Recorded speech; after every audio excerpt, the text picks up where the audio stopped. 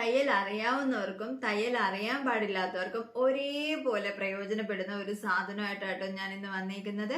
അതെന്താന്നല്ലേ, ഇതാട്ടോ fusing tape എന്ന് പറയുന്നത്. തയ്ക്കുന്ന ആൾക്കാർക്ക്, സ്റ്റിച്ച് ചെയ്യുന്ന ആൾക്കാർക്കൊക്കെ ഇതിനെക്കുറിച്ച് അറിയാം. ഇത് ഒരുപാട് യൂസ്ഫുൾ ആയിട്ടുള്ള ഒരു സാധനമാണ് നമ്മൾ തയ്ക്കുന്ന ആൾക്കാർക്കൊക്കെ, അല്ലെ?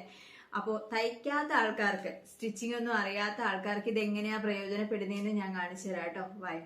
നമ്മൾ ഒരുപാട് ആഗ്രഹിച്ച് മേടിച്ച ടോപ്പ് ആദ്യത്തെ ദിവസം തന്നെ ബസ്സിലോ ഓട്ടോയിലോ ഒക്കെ കൊണ്ടുവന്ന് കുത്തി കീറിയിട്ടുണ്ടെങ്കിൽ ഇനി അത് കളയൊന്നും വേണ്ട കേട്ടോ. ദാ ഈ ഫ്യൂസിങ് ടേപ്പ് മാത്രം മതി.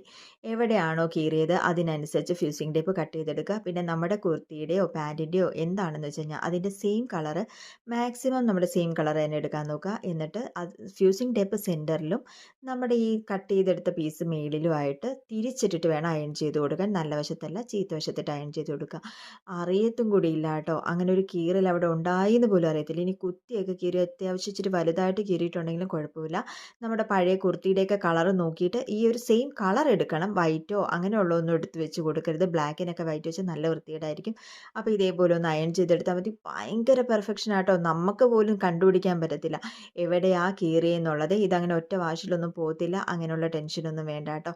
അപ്പം നിങ്ങൾ ആരെങ്കിലും ട്രൈ ചെയ്തിട്ടില്ലെങ്കിൽ ഇനി ഒന്ന് ട്രൈ ചെയ്ത് നോക്കേ. അതേപോലെ തന്നെ നമ്മൾ പുതിയ ടോപ്പൊക്കെ മേടിക്കുമ്പോൾ അതിനൊരു ഇച്ചിരി ഇറക്കമൊക്കെ കൂടുതലാണെന്നുണ്ടെങ്കിൽ നമ്മൾ അതെടുത്തുകൊണ്ട് നേരെ ടൈലേഴ്സിൻ്റെ അടുത്ത് പോകും. പിന്നെ അവരുടെ ജാട മൊത്തവും കാണേണ്ടി വരും. അപ്പോൾ അങ്ങനെ അതിനൊന്നും നിൽക്കേണ്ട കാര്യമില്ല. നമുക്ക് ദാ ഇതേപോലെ ഫ്യൂസിങ് ടേപ്പ് അകത്ത് വെച്ച് കൊടുത്തിട്ട് ഇതേപോലെ അയൺ ചെയ്ത് കൊടുക്കാം കേട്ടോ. എത്രയാണോ നിങ്ങൾക്ക് ഇറക്കം കുറയ്ക്കേണ്ടത് അതിനനുസരിച്ച് ഫ്യൂസിങ് ടേപ്പ് വെച്ചിട്ട് ഇതേപോലെ അയൺ ചെയ്ത് കൊടുത്താൽ മതി. തേപ്പ് കൂട്ടി അത്യാവശ്യം ചൂടായിട്ട് വേണം അയൺ ചെയ്യാനായിട്ട്.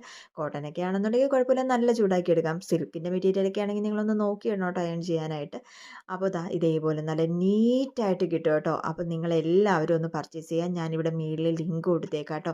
ഇതങ്ങനെ അത്ര വേഗം ഇളകിയൊന്നും വരത്തില്ല. കണ്ടില്ലേ, ഞാൻ അയൺ ചെയ്തിട്ട് ഇത്ര പിടിച്ചിട്ട് പോലും അത് ഇളകി വന്നിട്ടില്ല.